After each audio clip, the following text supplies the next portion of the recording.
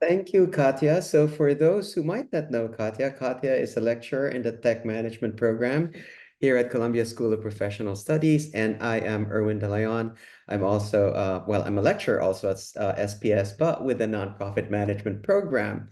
And first of all, I want to greet everybody a happy Global Entrepreneurship Week. This week we celebrate entrepreneurs around the world, and we are delighted and honored to have two of them with us today in the panel. We have Nivine Hachem, who's the co-founder and CEO of Paltic, which addresses the global waste crisis. Then we have Brighton Kaoma, who's the founder and managing partner of Amano, which is a global networking mentorship network, and is also a proud alum of the School of International and Public Affairs here at Columbia University. So welcome to our panelists. And so this will be a panel discussion, and please, audience, put your questions in the Q&A and interact with each other on the chat. And some other things to know that this meeting is being recorded. And let me see what else. So thank you for answering our first poll. And so let me just start by introducing the program directors for both our programs, Alexis Wachowski and Basil Smichael, to welcome you themselves. Thank you so much, Erwin, and thank you all for joining us. It is wonderful to have so many participants and to have gathered everyone together to celebrate Global Entrepreneurship Week, as well as all of our colleagues here at SPS who organized this. So I'll be brief so we can get to our panelists. I just want to make two comments. From the technology management program, we really have a strong foundational belief that technology is not enough. It's not enough to build a product or a tool or a service. We need really strong, responsible, and thoughtful leaders to make sure that what is built, what is put out in the world, can do some good, and ideally do more good for more people around the globe. And to do this, we both need social entrepreneurships working in the nonprofit sector who are focused on making sure that there's access far and wide. And we also need people who are in the private sector to think about how to make sure that we can have responsible business models be a kind of inspiration for success for the next generation of entrepreneurs. So we have both kinds of students in the technology management program, both working in not-for-profits and for-profit. We are going to focus now on what's going on in the nonprofit management program. So I just want to say thank you again for joining us, and over to my colleague, Basil. Thanks so much, Alexis. Erwin, good to see you, sir. Professor Janelle, good to see you, and good to be with everyone on this call. I will also be brief. Unfortunately, I won't be able to stay, but I do need to make this point for nonprofits and for the nonprofit program. There are a lot of things that technology can bring to nonprofits. You can get, you can be really good at enhancing, you can use it to really enhance your mission. Nonprofits collect a lot of data. What are the ways in which we can amplify that data and push it out to stakeholders? But the one thing that I actually want to raise is something that I talked to my class in communications and marketing for nonprofits yesterday. Pew Research had a recent study, which I thought was quite remarkable, which said that about 1 in 5 Americans, including almost 40% of young adults, say that they regularly get their news from influencers on social media. This is an important point. Regularly get their news from influencers on social media. News influencers are most likely to be found on the social media site X, where 85% have a presence, but many are also on other social media sites such as Instagram, where 50% have an account, and YouTube, where 44% have an account. Slightly more news influencers explicitly identify as Republican or pro-Donald Trump, 27%. The Democratic of news influencers, 21%, I'm sorry, Democratic and pro-Kamala Harris. But a clear majority of news influencers are men at 63%. And most, 77%, have no affiliation or background with news organizations at all. And when I think about that, and I think about the work of nonprofits, I keep in mind that at a time when the trust in the mainstream media is very low, the trust in our institutions, the Supreme Court, Congress, and even the White House is typically low and has been consistently low for the last several years, trust in nonprofits is still high. People love the work that nonprofits do. They trust nonprofits to be engaged and to be supportive of the communities in which they serve. So there is no better time for the nonprofit sector to be able to engage through technology, to be able to cut through a lot of the misinformation that we might see online, and to be able to continue to earn the trust of the people, and perhaps use those tools to help people trust government. As a former SIPO alum, I got to say that too, about the trust of government, the importance of that. But certainly as a person in the communities and engage with people every day, it's something that's really important. I'll leave it there, but I'm excited for the conversation that's going to take place and the impact on all of our sectors. Thank you, Alexis and Basil. And so let's just jump right to it. When basically, let's level set, right? So we use the word innovation a lot, social innovation, maybe even social impact and all that, but we're talking about social innovation. So I open this to the panel. What to you is social innovation, and who are the key players? So who are the drivers, right? Let's start with with that double-barreled question, if you will. Who would like to go first? Nivine, I just ask you to. Yeah, sure. So first of all, good afternoon and good evening from my side of the world. Thank you so much for this opportunity, and it's really good to be on this panel. So when we talk about social innovation, and as I related to Paltic and what we're currently doing across the MENA region, the first thing that strikes to mind is new ideas that are being implemented to face challenges that are being faced when it comes to social and environmental, and what are we doing to shape a better future when it comes across our communities. Okay, Brighton. Sure. Thank you so much. I'm really excited to be here, and also for the opportunity to contribute my thoughts and experiences. I'm very excited also for my team and my co-founder Amano, so for being extremely supportive. We are building a global mentorship network. We are social innovators. And to us, social innovation is about reframing the problem. It's about not finding the problem first, but finding people, finding communities, and understanding the needs they have to solving the challenges which affect them with their nuances and unique experiences. And social innovation to us is addressing the enemies of progress, which are leading to global challenges, including inequalities and iniquities. And the idea that we can put people first, we can put the planet first in creating a world that is habitable, that is livable, that also cares for generations in posterity.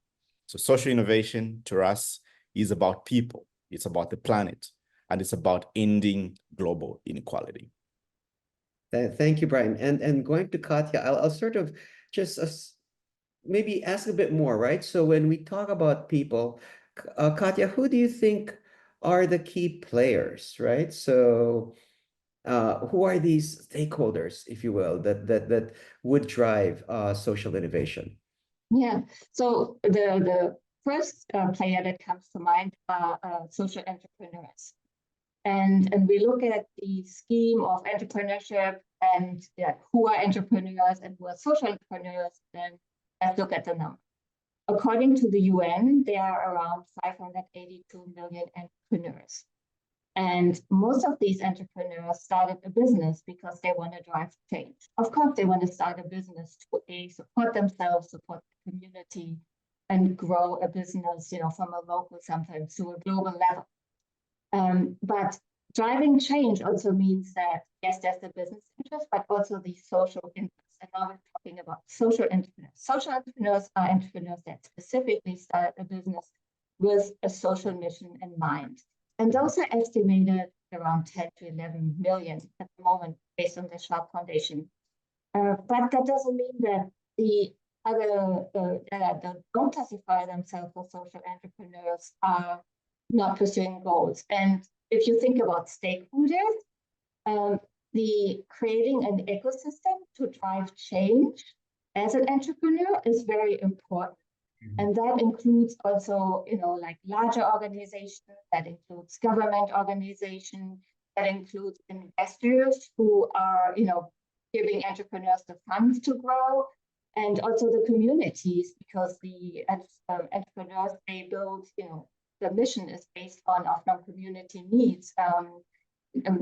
Brighton had mentioned healthcare, for example, and Nivine, I know you are very passionate about reducing plastic pollution, and also educating the communities about the possibility of entrepreneurship on sustainable consumer behavior.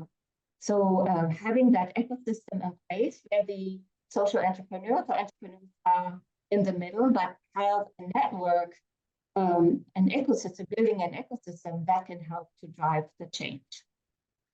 Thank you, Katja. And yeah, right. So you mentioned that Nivine is focused on the global waste issue, and Brighton, that's leadership and that's knowledge. So this might be a good time, Katja, to put our second poll up. Finding out what are the issues that our audience right now, are passionate about, are strongly concerned about, because that is, issues are what drives social entrepreneurs to do what they do. So I see like people are, while you're doing this, so okay, wow. So a lot, I just love this polls are very live and how appropriate, right? We see that the top two right now are education and climate change, which is related in a way to plastic pollution, and that's my attempt at Yeah. Oh, if I can jump in, so if you're driving change and you want to grow positive change, and that's something you're very passionate about, like in social entrepreneurship class, a lot of students are passionate about education. But then if you think about what is preventing people to access quality education, it could be other global issues like poverty, which we also have there. So you have to kind of like address the root cause to meet your education goals. So they're all interconnected. Absolutely. But really, it's a way I want to now invite our panelists to really now focus on the work they're doing. So perhaps, Nivine, if I can start with you again. As I alluded to earlier, your organization, Paltic, which you co-founded, has a very concrete mission, which is reducing plastic population. So, can you tell us more about your work, but in particular, since we're talking about technology, how does technology, fuel your social innovation, politics work in the world? Amazing. So just to take you a bit backwards on our story of how we first began with our idea. So initially, I actually got the chance to meet my business partner, Hala, who's also the co-founder, through a volunteering trip. So since we're also talking about NGO and volunteering, and there we were exposed to a lot of different projects, but the one project that actually struck to mind was environmental conservation. So both of us were coming from more of the corporate world, and we started to think like, what can we do differently to our country? Because we went and volunteered in Tanzania. And there, like a lot of ideas started to come across, especially that our country, Lebanon, was facing a global issue in terms of waste management ever since 2015. So we thought, so the basic question from the beginning was, how can we actually create meaningful impact in our communities by reducing plastic pollution and really changing people's mindset when it comes to viewing waste more as a valuable resource? So once we started to delve more into research and have a lot of interviews and meetings with experts in the industries, we decided to focus more on sustainable material, because I mean, this was our interest of how can we make it more aesthetic. And especially Hala coming from the interior architecture background, we thought that it would be ideal to combine these two parts together. So this question evolved into what technology can we actually adopt to create these aesthetic panels or the materials that can be used across various projects. And from here, we discovered that technology that we actually needed was still not existent in our region. So when I talk about our region, I talk about MENA, so Middle East and Northern Africa. And then the more we delved into it, we even realized that it's a very very niche market when we talk about it at a global perspective. So we decided to take this challenge on, and this actually led us to develop our in-house technology. So the technology that I talk about, it's not like into AI, it's rather about the machinery, the tools, the equipment. What do we actually need to transform plastics into a static material? So the second step was realizing that in order for us to go with our Paltic's mission and the vision and to create this impact that we want in terms of the community and in terms of the environmental aspect, we need to develop our own machines. So we ended up, so I will show you here a sample.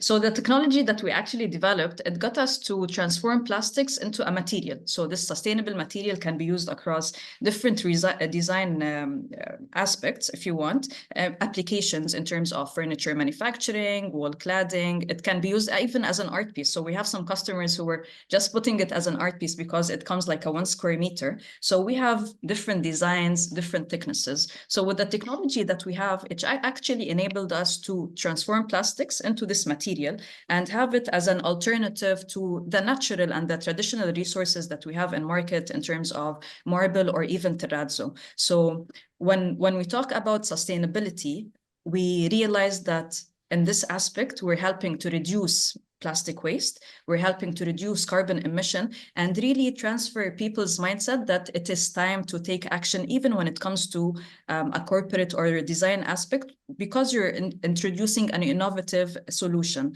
Now, whenever we actually started with our idea, we also noticed that there is this part when it comes to the awareness and to the education, because we realized that we still lack this part on what is sustainability, what is recycling, and it was still not common when we first started like 4 years ago. So what we did back then was we also tended to develop programs when it comes to schools, to universities, or even corporation that focuses on STEAM education. So we actually integrated this approach within our programs and our curriculums.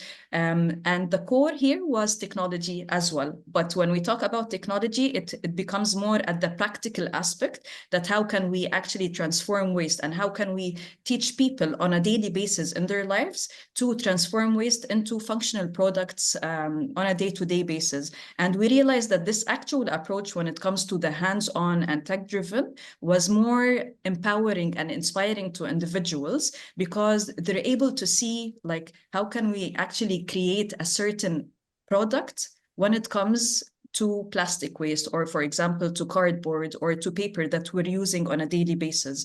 So by doing so, we're empowering the community, we're empowering the individuals on their own to take these sustainable practices, because for us, we don't believe like it's a one-person thing, because since it's a communal, it's a country basis, it's even a regional and a global thing that we need to start take actions. And once one starts, it actually can be replicated and creates a bigger impact across the globe. And we can certainly see that impact in your website where it shows how many pieces were recycled. Exactly. So yeah. I'll move. Oh, and one thing I want to stress though, and Katja, you probably would appreciate this too, is Nivine, what you said that, technology is not just AI, right? That it actually includes the actual machines, right? So just so a broader understanding of technology. And technology, I'd argue, need not necessarily be, the cutting edge, like quantum mechanics or what have you. But so that I just wanted to highlight that. And now let's go to you, Brighton. What about the story of Amano, right? So you're pulling together leaders from different generations through mentorships, through events and what have you, and it's through a digital platform. So tell us about how Amano came about and where your organization is at. Sure. Thank you so much. And thank you so much, Nivine, for what you're doing. Congratulations for developing products that are changing the world. The story of Amano started from my co-founder and myself's individual stories and backgrounds. My co-founder comes from this beautiful country called the United States. And I come from 7,000 miles away from where I am right now, which is a small town in the copper mining region of Zambia called Kitwe. So I would like for you to imagine this. It's a small peri-urban community, no tarred roads, no piped water, not connected to the grid. and tucked right in the middle of a copper mining town. Just because Zambia's GDP copper contributes about 80% to Zambia's GDP. But then I got mentors. I got people that supported me along the way. And as a first-generation college graduate, I got lucky to become a radio broadcaster when only I was 14 years old. I realized that there was an issue which wasn't being spoken about in the community, which was pollution from the mines, as a result of the unintended consequences of economic development. And my show had about 2 million listeners on a weekly basis. We were bringing stories of communities into the global space and allowing people to tell their own unique stories. And I just want to paint this picture to give you a sense that there's one thing that is hurting people and the world right now, and it's inequality. Inequality is hurting 2 billion people right now, and mostly young people. And as somebody that comes from the African continent, 60% of the population in Africa is under the age of 21.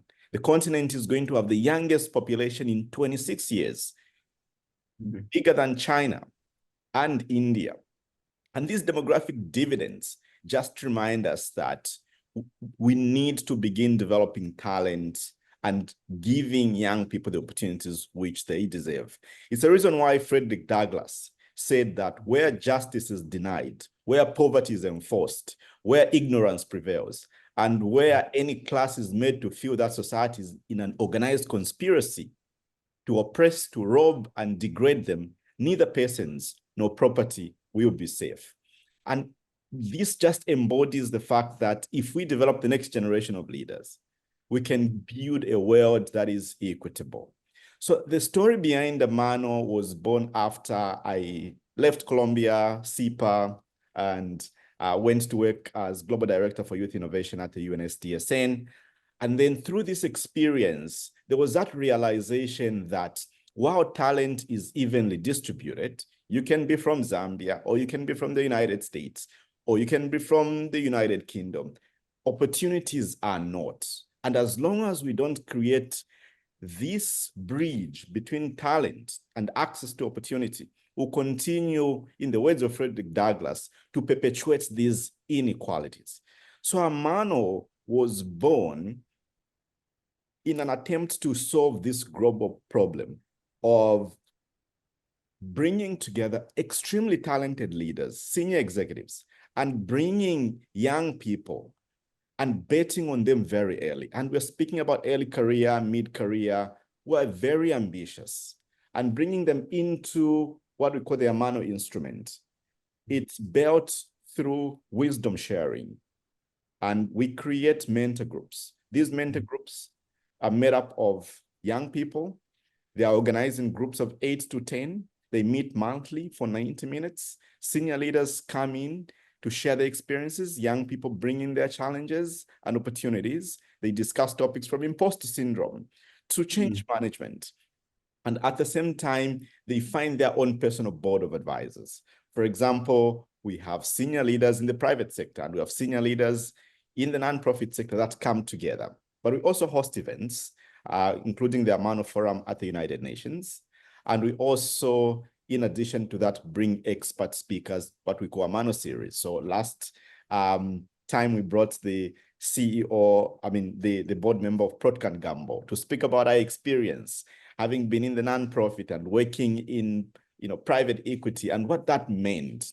But all this is an attempt for us to develop leaders that are holistic, that are curious, that are willing to explore, that are willing to engage in radical collaboration. Because we believe that if we don't prepare the next generation of leaders to solve the world's greatest challenges, we'll continue to perpetuate inequalities. And we're using technology to really match the young people's aspirations and goals into the right mentor groups. So we use AI tools to assess skills, to assess aspirations, and we cast them in the right groups where they can have the best impact as young people. And we're doing that now through partnerships. We'll be launching in the next 6 African countries, from Tunisia to Uganda, DR Congo, Tanzania, and a few others. And for us, this is a social enterprise that is attempting to develop the next generation of ethical young leaders. Oh, very, very, very inspiring. Thank you both. So we've seen from the examples of Nivine and Brighton how technology, so whether it's recycling plastic or using online platforms and AI to match talent globally. So let's go on to Zoom to the poll number 3. So what technology has the greatest potential to drive social innovation? So while you're filling that out, maybe Katja, I will go to you now. Yeah. So, yeah, go ahead, go ahead. I'm looking at the answer options, and I have a hunch that, oh, I don't want to preempt any answers. But anyway, I have a hunch what comes up first. But when you talk about technology, for me, technology really fuels innovation, social, and creating social impact. We use it as a tool, but it's also built by people to use to help us achieve the impact that we want to make, and this big social impact. And when we talk about technology, we talk about hardware, software, services, and Nivine had talked about that he created these machines, like, so it's part of the product and the process that she has. And Brighton has talked about the digital platform that Amano is using to connect the entrepreneurs, the mentees, and the mentor, and using AI in the process, but that's kind of like also part of the product process. So based on research, technology is really helping entrepreneurs, including social entrepreneurs, to A, start a business, then to operate it and increase efficiency like any other business, whether you're for-profit or non-profit, and then also share the mission and engage stakeholders about the global issues and mission that they're taking on. So that goes from, and we think about like 3D, we have like, I'm going like right now the answer to. So if you think about drones, hardware, coupled with software, they can help to bring disaster relief or in crisis situations, or drop, needed medications in disaster zones. If we think about 3D printing, there are companies that are creating affordable housing using 3D printers. And for blockchain and crypto, there are ways to also use biometrics to give people access to food that don't have access to payment methods or a bank account. And virtual reality and augmented reality can really help also to experience certain situations and create empathy. And I also want to talk about social media, because Basil in the beginning had talked about influencer. And Brighton is an influencer. He created, with his radio show and now his podcast, right? He is an influencer for social impact. And social media can be very powerful to engage the stakeholders that you need to engage, like corporate and consumer, about the issues that you are driving. Perfect. So like, let me, so, the focus on AI and all these technologies. So Nivine, are you seeing anything that's prominent in the MENA region, or where you're sitting in the world?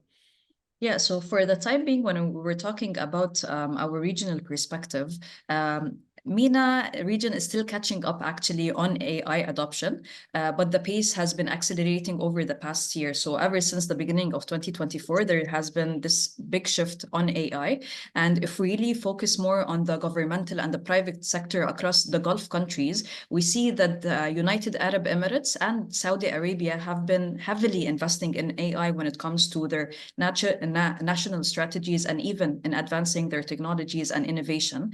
And even for the fact that they've been accelerating and even supporting startups that are focusing on AI. So when it comes to fintech startups or startups that are focusing also on in the healthcare field, there's been this shift and support that is moving towards this edge for the time being. And organizations are even given the chance at the stage to experiment with AI in ways where they can actually support and address both the economical and the social goals when it comes to the national level of their specific countries. Brighton, what about in Africa? You mentioned, right, the huge, really spectacular demographic shift globally that will be centered in Africa. So what role do you see AI playing? Will it be the technological answer to poverty and lack of opportunity? Are there other technologies on top of AI? Sure. I think that's a very important question. And it really reminds me of a conversation I was having with my parents about 5 years ago when I was deciding to take on this path of social innovation. And one thing that my father told me, which he had heard from one of the public events he was attending, was that a society is going to be judged on how it treats its weakest members. And that really stuck with me.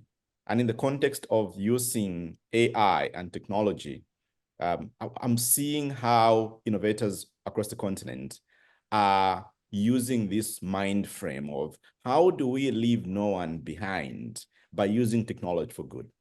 For example, we are seeing in Rwanda the delivery of medicine samples using drones, for example, and using AI algorithms to make sure that those that are in the last mile can easily receive medication or they can receive healthcare. We're also seeing that education efficiency is being improved. For example, the African Leadership Academy, which was founded by somebody I admire so much called Fred Swanica, who had gone to Stanford and went back to Africa to create a network of universities. They're training the next generation of AI experts who are now being exported, not literally, they are in Africa, but they can work for Google online. And we are seeing that there's social mobility and economic mobility among young people who can work from anywhere and in a stronger value and currency and still develop their communities. And I think it's really interesting.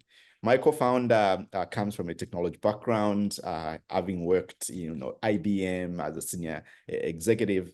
And what we're trying to do within Amano as well is to optimize our fellowship operations. For example, we are trying to build technology that can optimize mentorship matching. So looking at AI algorithms to analyze our applicants' goals and skills and compatibility to place them in the right mentor group for them to receive optimal outcomes. And that's very fascinating to just see the operational efficiency that comes with using technology. And for me, it's very important to recognize that while technology seems ubiquitous, we are still struggling with technology poverty. There are so many young people, even on the continent or in Zambia and other developing countries, where access to broadband internet is not even in their closest imagination. Access to computers, access to technology, and they're being left behind.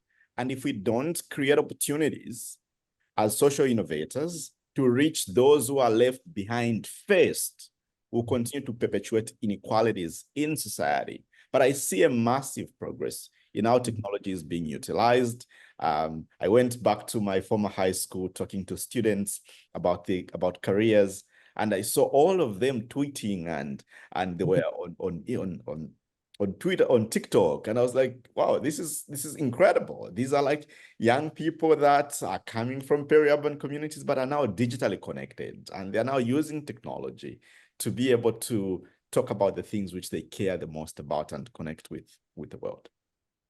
Yeah, thank you, Brighton, for pointing out, leading towards, where I really wanted to go next is about the challenges and hurdles, right? Because I think it's safe to assume that everyone, all of us in the panel, and those who have joined us are techno-optimists. Is that a term in your field? But, who really see the value. But I think, Brighton, you already mentioned just the issues around access, right? So I'd imagine, so I teach ethics, and you've got the ethics of AI, for instance. Like you mentioned, for instance, that you use AI a lot, and I trust that you have safeguards because we know that bias can be an issue in AI. So the question I pose to the panel would be, what are the other hurdles and challenges, right? Because it's great, we're all into this, but what other issues are there? And also maybe add to that, aside from pointing out the challenges, hurdles, issues, how can they be addressed and by whom? So, Nivine or Katja? I can maybe jump in and then move it Okay. over to Nivine. Okay. So if you look at the adoption of AI by social enterprises, based on the latest research by the Schwab Foundation, about 70% of social enterprises use some type of machine learning AI, and most of it is used for healthcare, as Brighton mentioned, and also socioeconomic empowerment and climate tech. But immediately that you can reverse it, because if you think about economic empowerment, Brighton has mentioned the access that's not there. We talked about digital divide in the past. Maybe we now have to talk about the AI divide, looking at where money goes into AI. And if you look at the VC funding rounds, most of the money right now goes into AI startups. But where are these startups based and what are they doing? And if you look at climate tech, and then also at the energy that AI is using, now we have a problem. While we want to use AI, we want to use it for good, but it's also using a lot of, energy and electricity. So our carbon footprint goes up. So that kind of like creates a moral dilemma. So like, how can we balance the progress while mitigating the environmental impact? And now I'm going to lead it over to Nivine to chime in, because I queued it up with environment. Sounds good. So when if I talk from a cost perspective, and especially like our startup and Paltic has been bootstrapped from the very beginning, the biggest challenge has always been, where should we allocate our budget? So what's a priority for us that we would need to focus on? So the first thing was, okay, we would need to invest in our technology. So what we built was like a pilot machine. But if we want to really advance it, there goes like a huge bulk of investment that needs to go there. But for the time being, because as Katja was saying, most of the funds and the accelerator programs, even in our region now, they're focusing more on AI and technology and fintech startups and how can they actually accelerate this growth and by adopting AI. And when it comes to clean tech companies and clean tech startups, we tend to face a lot of challenges when it comes to funds, even when it comes to finding the right impact investors. Because even when we're looking for investors, you need to find, they name them nowadays, strategic investors, because no one would be interested in a company, for instance, that would have the ROI in the next 2-3 years. No, so they would want something that's more fast track, that will create a huge multiplier on their investment. So when it comes to such startups that focus more on the sustainability, on clean technology, on their social innovation and how they can impact actually their communities, this comes as a challenge. And the second challenge would be when we focus on scaling as well. So because we want to also adopt certain softwares, for instance, in AI to help us simplify certain processes, there goes another challenge because it's a budget on its own. And this becomes a burden. Like, how can we actually sustain ourselves when we're growing into such a field? And then you have the monthly costs that come again with it. So in terms of the maintenance costs, the training, the updates. So these ongoing costs also become an additional burden on the founders themselves and on the startups. And there's one thing that we also need to keep in mind is when we're talking about social enterprises and impact-driven companies or organizations, these organizations, they're driven by passion. So it has like a human touch. And this is something that technology nor AI can replicate. So it comes more like a human touch that needs to be implemented, just like Brighton and what he does in terms of creating these leaders. You would need this direct interaction with them. And this cannot be actually provided by AI. So when we focus on technology in terms of how can it actually improve Paltic and how can it help us scale, we take technology as a means, as a tool to help us empower and streamline our processes, rather than taking this humane factor to create the on-ground impact when it comes to the environmental and social communal impact. Thank you, Nivine, for assuring us that we won't be obsolete as humans, but I totally agree with you. And I think one thing that I would add that, just listening to you all and just the challenges faced, for me, it just stresses the importance of working with other sectors, with other players, right? Nivine, you pointed out in the Middle East region how government is leading the AR effort. So everything from regulation to funding. So this alone can't be put on the laps of amazing people like Nivine and Brighton, right? So we need governments, we need foundations, we need venture capitalists and all that to support technology. At this point, I'll just like take a pause and invite the audience to, I see there are no questions in the Q&A, so please type in your questions. We still have a few minutes left, and I will ask them as they come in. So, Brighton, you unmuted. Did you want to add something? Yes, absolutely. I also wanted to just point out the fact that with AI, and this is something that we've been speaking about within Amano as well, in terms of communication and cultural sensitivities, and looking at, how sometimes AI tools, like, for example, chatbots or translation services, may struggle to understand the cultural nuances. And that might lead to misunderstanding or ineffective interactions. And what we focus on is, optimizing our administrative processes, for example, using AI, but at the same time, understanding that we are into human development and we want to understand and eliminate biases, for example. We want to understand and make sure that even as we are developing talent, because when we were reframing our focus and solution, we asked ourselves, should we start with a problem? We said, no, we're not going to start with a problem. We're going to start with people. We'll start with empathy. And as we empathize with the people who will be using our product, we then begin to define and redefine our point of view. And we begin to prototype and iterate as our programs and solutions evolve. But what's even more interesting is that there are other examples around the world. For example, when there was a need to address poverty, instead of lending resources to the wealthy class like the World Bank does, we saw that someone started lending money to poor people who are perceived to not have the means to pay back. And we saw that Grameen Bank and Professor Muhammad Yunus was born. And I think it's those examples that also remind us of the power of, optimizing operations and technology and using data to identify people in society that need this support the most, and then targeting them with the solution and the products that we're developing. I totally agree. Nivine and Katja, okay, Katja, I think you've unmuted.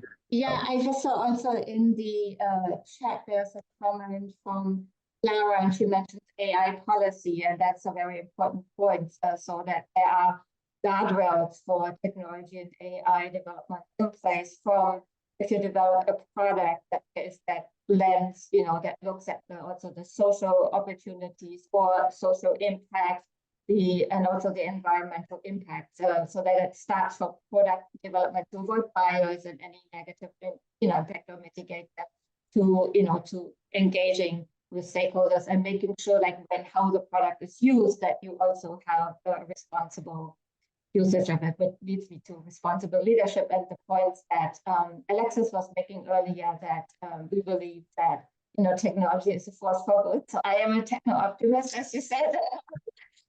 We also need education is needed to create, as Brighton said, the next generation of responsible leaders, and that includes how we approach AI.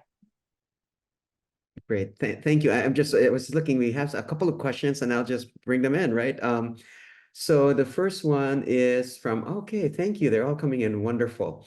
So I'll just go by the order that they come in. So first is from John Hicks. So I believe I do know. So the question is, it seems that significant investments are needed to launch or scale these types of efforts. How do we educate and inspire stakeholders whose philanthropic or investment support is needed? So, what I said earlier, governments and philanthropists. Who'd like to take this first? Brighton. Sure. That's a very important question, because already globally, we are seeing a huge, gap in financing. For example, we are lagging by $4 trillion to finance the achievement of the Sustainable Development Goals. And we are seeing that most Global South countries the ones that have contributed least to the global challenges like the climate crisis are not receiving the financing needed for them to have the adaptive capacity to the changing climate. And I think we need to reframe philanthropy. I think philanthropy itself needs to transition from, generosity to justice. We're not having a generosity conversation here. We're having a justice conversation where we need to take resources to places where they are needed the most. And even when I think of it, when I travel across the continent, I see that there is massive potential that needs to be developed, because nobody eats potential, right?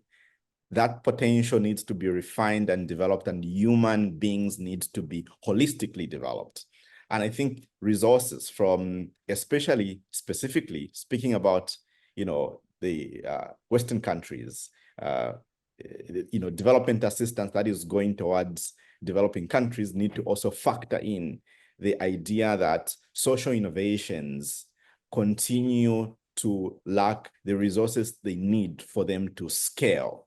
And I think it's going to be extremely fundamental to begin mobilizing resources to ensure that we provide those that need resources the most for them to adapt to the global challenges that we continue to face. Thank you. Nivine or Katja? Yes, here, if I can actually add something. So other than the investments that we actually lack when it comes to social and impact-driven organizations, and since we're a women-led startup and a women-led social enterprise, so only 2% of women worldwide, they actually get investments, whether from VCs or from accelerator programs. So this is another challenge that we tend to face at a global level. So here comes another question, like, why should women-led startups actually suffer when they have and come with really like ideas that can change the world, or can change and solve certain problems in their community? And there's another thing that I also wanted to add. So other than governmental and really changing the philanthropic side of things, is like at so many points when we actually launched in Lebanon, like we stopped asking for funds or for grants, and we were rather asking for opportunities. Like, give me a project, let me implement my idea. Like, I'm willing to sacrifice and implement on ground, but just give me this one chance and this one opportunity where we can actually have something that's done from our side, just to show our capabilities and the application of this sustainable material and how it can actually shape our community. And at so many levels, whether from international organizations or even from big corporations, this chance was never given. So I also give this role to private sectors at a global scale, where they need to support and help with the support of scaling startups only through opportunities. Like, imagine if you can take one big project, and this is what we're currently looking at, instead of funds or VCs or an investor, if I can take one project that will help us align on our cash flow and further fund a certain project on ground, it will help you scale, it will help you launch and have your product in the market. So it's just about really changing this mindset on, yes, this is a small startup, or they're just like 2-3 employees. No, it's at risk. We need to be given this chance and opportunity to be able to prove ourselves. Great. Katja, did you want to add anything? No, okay. Oh, are you you're not okay, I'll move on. So a follow-up really for Nivine, since you were the last speaker. Please advise, how can the Middle East region's unique culture and resources shape the future of innovation and global entrepreneurship? I think you touched a little bit on that in terms of leading governments funding AI, but perhaps you can answer that. So what we actually have seen since I was last month in the UAE, and now I'm actually in Qatar, we've been seeing this shift towards sustainability and towards social entrepreneurship, but it's still slow. So the actions that still need to be taken are government interactions, even changes in regulations need to be done. So once you have like certain regulations that tell you that you need to take these certain actions, let's say by 2030, in terms of the vision that they are currently setting, for instance, when it comes to Dubai and to Saudi, they have this vision for sustainability and for the implementation of the UN SDGs across different organizations. This will help us give the push, and especially when it comes to changing the mindset across the community. So there should be this shift from, are we looking towards making profits and this fast ROI and traction, or do we also want to balance it with creating this impact when it comes to our country? Thank you. Thank you. Oh my gosh, the time is really going by fast. So I will try to, we kind of changed the order a bit, but let me try to squeeze in one more question before we wrap up. So to our panelists, so here's a question from Marcel. Do you think that the magnitude of an enterprise's social impact, so again, do you think that the magnitude of an enterprise's social impact is negatively correlated to its financial viability? In other words, is it true that the more social impact you want to have, the more financial viability or profitability you have to sacrifice? I think, Nivine, and I see you both smiling, I will let you answer this. Brighton, you pushed it first. You go ahead. Yeah. I strongly believe that you can do well and do good. I think that's fundamentally relevant, especially when working in the social impact space. And we have lots of examples that really show us that you can really do good and do well. I gave an example of, Grameen Bank and what happened with, Muhammad Yunus building something that added, relevant value to people. And I think here we are speaking about human beings, real human beings facing real challenges. And we are speaking about communities that are facing real challenges.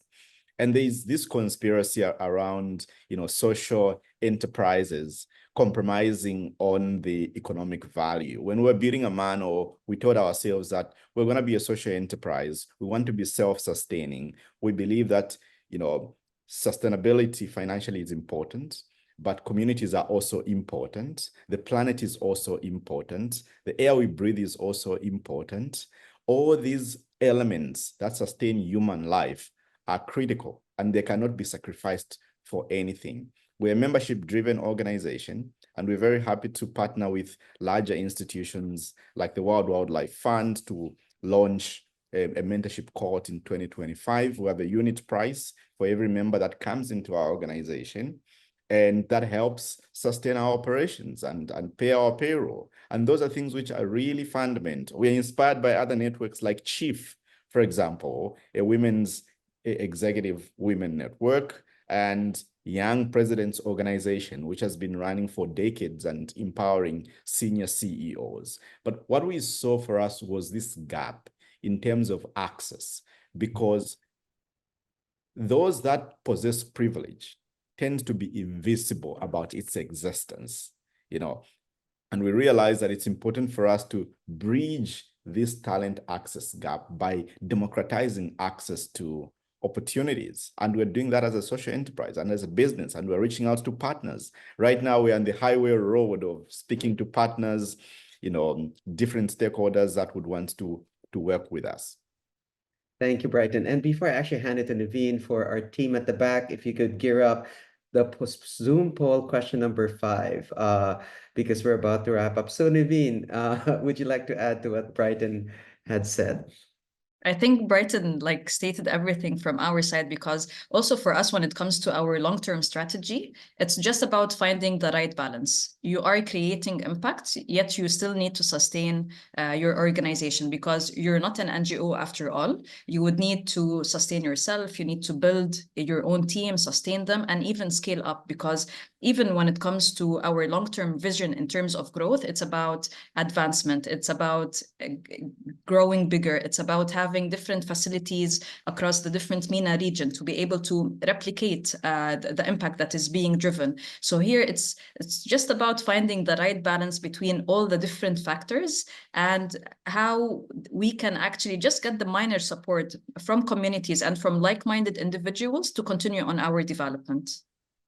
Thank you, Nivine. Katja, last word. Okay, so I agree with what was shared, and I think that we have to shift the perception that creating a social impact doesn't mean you don't have a business that is a for-profit business. I mean, we have two businesses here that are for-profit businesses, and the goal, I think my ideal goal would be that the 582 million entrepreneurs are all social entrepreneurs, meaning that it is not an exception that having the social, environmental, and business goals together are part of every entrepreneurship model. Well, at this point, I wish we had more time, but first I want to thank everyone who joined us today. Thank you so much.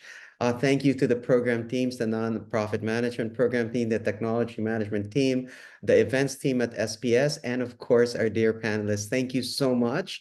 And to our audience, if you have any ideas of what future panels you want to let us know, email us, send us information. Thank you all, and let's make change happen. Thank you. Thank you. Thank Bye. you. Bye-bye.